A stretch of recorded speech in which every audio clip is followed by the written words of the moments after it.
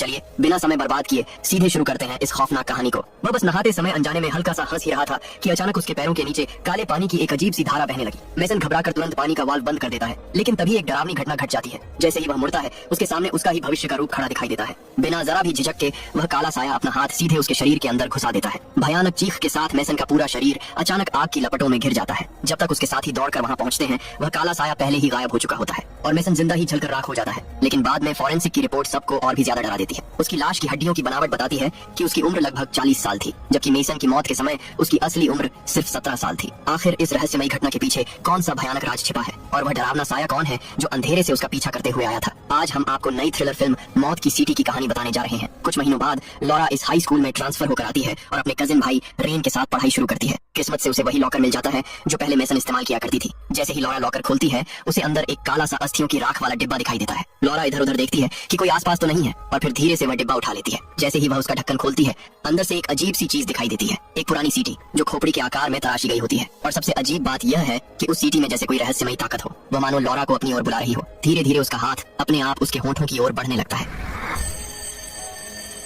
लेकिन तभी स्कूल की घंटी बज जाती है और लॉरा जल्दी से क्लास में वापस चली जाती है। सुबह हुई छोटी सी बहस की वजह से लॉरा और उसके 4 साथी कुल 5 को टीचर ने क्लास के बाद रोक लिया था। तभी अचानक वह काला डिब्बा उसके बैग से फिसलकर सीधे मेज पर गिर जाता है और उसका ढक्कन खुल जाता है। पास बैठा डीन यह देखकर तुरंत हाथ उठाकर टीचर से शिकायत करता है कि लॉरा क्लास में स्मोकिंग पाइप लेकर आई है। लॉरा मजबूरी में समझाती है कि यह चीज उसे लॉकर में मिली थी। टीचर जब उसे ध्यान से देखते हैं तो पता चलता है कि यह कोई पाइप नहीं बल्कि शायद कोई पुराना म्यूजिकल इंस्ट्रूमेंट है, जैसे सीटी या काजू जैसा कुछ। उस पर कुछ अजीब अजीब चिन्ह भी बने होते हैं जो देखने में माया सभ्यता के पुराने प्रतीकों जैसे लगते हैं। ये देखकर टीचर की दिलचस्पी और भी बढ़ जाती है। टीचर लाइट जलाकर उस सीटी को करीब से ध्यान से देखने लगते हैं। उस पर लिखे शब्द बहुत कठिन और समझने में मुश्किल होते हैं। बड़ी मुश्किल से उन्हें एक शब्द समझ आता है जिसका मतलब शायद आह्वान यानी बुलाने से जुड़ा होता है। दूसरा शब्द किसी प्राचीन संक्षिप्त रूप जैसा लगता है। जब वह कंप्यूटर पर उसे खोजते हैं तब पता चलता है कि इसका मतलब मृत आत्माओं को बुलाना होता है। लॉरा हाथ बढ़ाकर उस चीज को वापस लेना चाहती है, लेकिन टीचर सीधे मना कर देते हैं। वह कहते हैं कि यह वस्तु शायद बहुत ज्यादा ऐतिहासिक महत्व रखती है और क्योंकि यह स्कूल के लॉकर में मिली है इसलिए इसे स्कूल प्रशासन को जमा करना ही पड़ेगा। इस बात पर कोई बहस नहीं हो सकती। लॉरा मजबूर होकर वहाँ से मुड़कर चली जाती है, लेकिन जाते जाते टीचर उन्हें एक और सजा दे देते हैं। 5 को कल तक एक ग्रुप असाइनमेंट जमा करना होगा। जब सारे छात्र चले जाते हैं तब टीचर अकेले खाली क्लासरूम में बैठ जाते हैं। वह उस छोटी सी सीटी को घूरते रहते हैं और जितना देखते हैं उतना ही उन्हें कुछ अजीब सा महसूस होता है। इसलिए वह कंप्यूटर खोलकर उससे मिलती जुलती चीजों के बारे में खोजने लगते हैं। लेकिन जैसे ही उन्हें जानकारी मिलती है वह हैरान रह जाते हैं। उसी तरह की एक सीटी की नीलामी की कीमत लगभग 3.5 लाख डॉलर तक पहुंच चुकी होती है। उनका माउस धीरे धीरे सेल यानी बेचने वाले बटन तक पहुंच जाता है। तभी स्क्रीन पर एक संदेश आता है, क्या यह वस्तु पूरी तरह सही हालत में और इस्तेमाल करने लायक है? टीचर सीटी को उठाते हैं, कुछ पल तक सोचते हैं और फिर धीरे धीरे उसे अपने होंठों के पास ले जाते हैं। अजीब बात यह होती है कि जैसे ही सीटी की आवाज निकलती है टीचर को अचानक अंदर से एक अजीब सी सुकून भरी भावना महसूस होती है, मानो दिल के भीतर से कोई शांति उठकर पूरे शरीर में फैल रही हो। होश में आते ही वह कंप्यूटर पर पूरी तरह सही और इस्तेमाल करने लायक का विकल्प चुन लेते हैं। अचानक मिलने वाली इतनी बड़ी रकम के ख्याल से टीचर खुशी में हल्के हल्के कदमों से चलते हुए वहाँ से निकल जाते हैं। लेकिन उन्हें यह बिल्कुल भी अंदाजा नहीं होता कि जैसे ही वह जाते हैं उसी समय रेन कॉमिक बुक लेने के लिए क्लासरूम में वापस आता है। वह अनजाने में मेज पर रखे उस काले डिब्बे को देख लेता है और पास में जलती हुई कंप्यूटर स्क्रीन पर भी एक नजर डाल देता है। दृश्य बदलता है और अब कहानी लॉरा की तरफ चली जाती है। तभी एक अनजान आदमी उसकी ओर मुस्कुराते हुए चलता हुआ आता है। वह हाथ बढ़ाकर अपना परिचय देता है और कहता है कि उसका नाम नोआ है और वह पास के चर्च का एक युवा पादरी है। वह लॉरा से पूछता है कि क्या वह धर्म में विश्वास करती है। लॉरा साफ साफ कह देती है कि उसे इसमें कोई दिलचस्पी नहीं है। नोआ हल्के से मुस्कुराता है और कहता है कि वह खुद भी किसी धर्म को नहीं मानता, लेकिन वह भगवान पर विश्वास करता है। वह लॉरा से कहता है कि अगर कभी समय मिले तो वह चर्च आकर बैठ सकती है। इतना कहकर वह अपनी जेब से एक छोटा सा तोहफा निकालता है और लॉरा को दे देता है। नोआ लॉरा की ओर एक नजर डालता है और धीरे से वहाँ से चला जाता है। रेन दूर खड़ा यह सब देख रहा होता है। नोआ के जाते ही वह गुस्से से दांत भींचते हुए कहता है कि यह आदमी असल में एक बदमाश है। वह चर्च का मुखौटा पहनकर बच्चों को चोरी छिपे ड्रग्स बेचता है। पिछले साल एक बच्चे ने ज्यादा ड्रग्स ले ली थी और उसी वजह से उसकी मौत हो गई थी। रेन गुस्से में कहता है कि एक दिन उसे अपने कर्मों की सजा जरूर मिलेगी। दूसरी तरफ क्लासरूम में वापस लौटकर टीचर अब अपने दिमाग में यह सोचने लगे होते हैं कि उन्हें इस पैसे से विदेश घूमने कहाँ जाना चाहिए। लेकिन जैसे ही वह काला डिब्बा खोलता है वह तुरंत हैरान रह जाता है। सीटी गायब हो चुकी होती है। वह घबराकर मेज के ऊपर और नीचे हर जगह खोजता है, लेकिन उसे कुछ भी नहीं मिलता। गुस्से में टीचर जोर से लैपटॉप बंद कर देता है। फिर वह गहरी सांस लेते हुए एक सिगरेट जलाता है और उसे एशट्रे में जोर से दबा देता है। हालांकि स्कूल में सख्ती से धूम्रपान मना है, लेकिन वह खुद को रोक नहीं पाता। कभी कभी चोरी छिपे कुछ कश लगाए बिना उसे राहत ही नहीं मिलती। तभी अचानक दरवाजे के बाहर से कोई आवाज आती है। टीचर को लगता है कि शायद सफाई कर्मचारी चार्ली आया होगा। वह बाहर जाकर देखता है। गलियारे के आखिर में उसे धुंधले अंधेरे में किसी इंसान की परछाई खड़ी दिखाई देती है। अंधेरा इतना होता है कि उसका चेहरा साफ नहीं दिखता। तभी पीछे से अचानक कोई उसके कंधे पर हाथ रख देता है। वह पलट कर देखता है, वह चार्ली ही होता है। जब वह फिर से सामने देखता है तो वह रहस्यमयी परछाई गायब हो चुकी होती है। टीचर टीचर खुद को संभालता है और वापस क्लासरूम की ओर मुड़ जाता है, लेकिन अचानक उसे महसूस होता है कि कमरे का तापमान बहुत ज्यादा ठंडा हो गया है, इतना कि उसकी सांस भी धुएं की तरह दिखाई देने लगती है। अगले ही पल उसके सामने एक भयानक गंजे सिर वाला डरावना साया प्रकट हो जाता है। वह साया अपना हाथ सीधे उसके सीने में घुसा देता है। टीचर के हाथ से सिगरेट जमीन पर गिर जाती है और उसके फेफड़े उस साए की पकड़ में कसकर जकड़ लिए जाते हैं। सिर्फ कुछ ही पलों में उसके सिर के सारे बाल एक एक करके झड़ने लगते हैं। धीरे धीरे उसका चेहरा भी उसी गंजे डरावने साए जैसा बन जाता है और फिर वह जोर से जमीन पर गिर पड़ता है। दूसरी तरफ पांचों दोस्त शाओ मेई के घर पर बैठकर अपना होमवर्क कर रहे होते हैं। दरअसल नोआ चुपके से वह सीडी चुरा लाया था। अब वह सीडी शाओ मेई के हाथ में होती है और वह उसे बड़ी चाव से देखते हुए उसकी तारीफ किए जा रही होती है। वह मजाक में कहती है कि क्यों न इसे बजाकर वांग लिंग की आत्मा को बुलाने की कोशिश की जाए। लॉरा को यह सब बेकार लगता है। वह विनम्रता से मना करती है और वहां से जाने लगती है, लेकिन तभी एली उसके पीछे आ जाती है। असल में दोनों के बीच पहले से ही हल्का सा लगाव था। वे अभी कुछ ही बातें कर रहे होते हैं कि अचानक अंदर से एक तेज सीटी की आवाज सुनाई देती है। कैमरा धीरे धीरे सभी के चेहरों पर घूमता है और उसी पल से उनकी मौत का क्रम चुपचाप तय हो जाता है। सीटी की आवाज बंद होने के बाद शाओ मेई को यह सब थोड़ा रोमांचक लगता है। अनजाने में सबको ऐसा महसूस होता है जैसे कोई ठंडी हवा की हल्की लहर उनके पास से गुजर गई हो। उधर घर के बाहर एली लॉरा का हाथ पकड़कर उसे दिल से कल होने वाले सालाना पेलिंगटन हार्वेस्ट फेस्टिवल में आने का निमंत्रण देती है। इतना सच्चा निमंत्रण सुनकर लॉरा के चेहरे पर काफी समय बाद एक हल्की मुस्कान आ जाती है। घर लौटने के बाद लॉरा अनजाने में खिड़की के बाहर नजर डालती है। पेड़ की डाल पर एक काला साया खड़ा दिखाई देता है जिसकी परछाई कुछ कुछ उसी जैसी लगती है। वह घबराकर तुरंत रेन को बुलाती है, लेकिन जब दोनों खिड़की के पास जाकर देखते हैं तब तक वह साया पूरी तरह गायब हो चुका होता है। लॉरा मजबूरी में कह देती है कि शायद उसे ही भ्रम हुआ होगा। इसके बाद बाकी लोग भी अपने अपने घर चले जाते हैं। सिर्फ शाओ मेई अकेली घर में रह जाती है और कंप्यूटर स्क्रीन पर उस सीटी के बारे में जानकारी खोजने लगती है। तभी अचानक उसके कानों में धीमी सी आवाज आती है। कोई उसका नाम पुकार रहा होता है। शाओ मेई को लगता है कि शायद उसका छोटा भाई शरारत कर रहा है। वह बिना ध्यान दिए उसे आवाज लगाकर कहती है कि ऐसा करना बंद करे, लेकिन उधर से कोई जवाब नहीं आता। आखिरकार वह फोन नीचे रखती है और पुल के पास से उठकर उस आवाज का पता लगाने के लिए बाहर निकल पड़ती है। जैसे ही वह पुल से बाहर निकलकर किनारे पर आती है, उसे मेज के पीछे कुछ छिपा हुआ सा दिखाई देता है। शाओ मेई हिम्मत जुटाते हुए धीरे धीरे आगे बढ़ती है और हल्की आवाज में पूछती है कि क्या वहाँ उसका भाई है। लेकिन जितना वह पास जाती है उसके दिल में उतना ही डर बढ़ने लगता है। जब वह मेज के पीछे झांक कर देखती है तो वहाँ कुछ भी नहीं होता। फिर भी शाओ मेई को साफ साफ यकीन होता है कि उसने अभी अभी वहाँ किसी इंसान की परछाई देखी थी।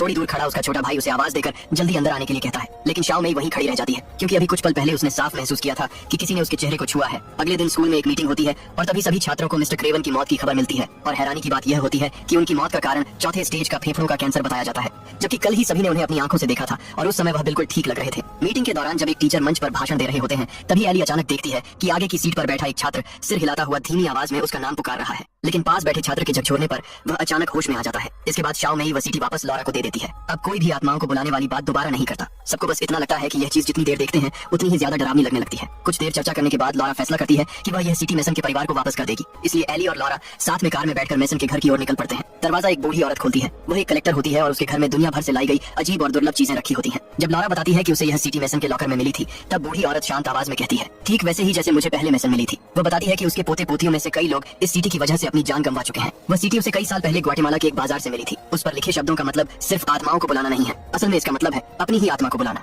हर इंसान की जिंदगी और मौत पहले से तय होती है, लेकिन अगर कोई इस सीटी को बजा दे तो उसकी मौत के समय वाली आत्मा पहले ही उसके सामने आ जाती है उसे मारने के लिए। इतना कहकर बूढ़ी औरत वह सीटी वापस लॉरा के हाथ में रख देती है। लॉरा तुरंत एक सबसे जरूरी सवाल पूछती है, अगर मैं मरना ही ना चाहूँ तो? बूढ़ी औरत उसे देखते हुए धीरे धीरे कुछ कहती है। इसके बाद दोनों वहाँ से निकल जाते हैं। रास्ते भर वे यही बात करते रहते हैं कि यह सब किसी भी तरह से वैज्ञानिक नहीं लगता और शायद यह सब सिर्फ बकवास और अंधविश्वास है। लेकिन बात चाहे जो भी हो, मेसन की मौत और क्रेवन टीचर की मौत दोनों का किसी न किसी तरह उस सीटी से संबंध लगता है। संयोग से मेसन की मौत के बाद की फाइलें उसी अस्पताल में रखी होती हैं जहां एली काम करती है। दोनों बिना देर किए चुपचाप अस्पताल के रिकॉर्ड रूम में घुस जाती हैं और मेसन की मेडिकल फाइल ढूंढ निकालती है। फाइल में लिखा होता है कि उसकी हड्डियों की बनावट लगभग 40 साल की उम्र जैसी थी। यानी अगर मेसन ने वह सीटी कभी न बजाई होती तो उसकी मौत 40 साल की उम्र में गैस लीक होने की दुर्घटना से होती। और क्रेवन टीचर जो कल तक बिल्कुल ठीक थे आज अचानक चौथे स्टेज के फेफड़ों के कैंसर से मर गए। संभव है कि यह सब इसलिए हुआ क्योंकि उन्होंने भी वह सीटी बजाई थी। बूढ़ी औरत ने कहा था, जो भी उस सीटी को बजाता है और जो भी उसकी आवाज सुनता है वे सभी मौत से बच नहीं सकते। इसका मतलब यह है कि वे पांचों दोस्त भी अब इस मुसीबत से नहीं बच पाएंगे। ये सोचकर दोनों बिना समय गंवाए सीधे हार्वेस्ट फेस्टिवल की ओर भागते हैं। उस समय फेस्टिवल पूरे जोश में चल रहा होता है। सड़कों पर अजीब अजीब वेशभूषा में लोग घूम रहे होते हैं। रेन अपने पसंदीदा कार्टून हीरो की पोशाक पहनकर आता है और हिम्मत जुटाकर शाओ मेई से अपने प्यार का इजहार कर देता है, लेकिन शाओ मेई उसे बहुत ही नरमी से मना कर देती है। इसके बाद वो अपने बॉयफ्रेंड डीन के पास चली जाती है। उधर भूतिया घर के अंदर शाओ मेई अपने दोस्तों के साथ लुका छिपी खेल रही होती है। तभी अंधेरे में अचानक एक बूढ़ा आदमी सामने आ जाता है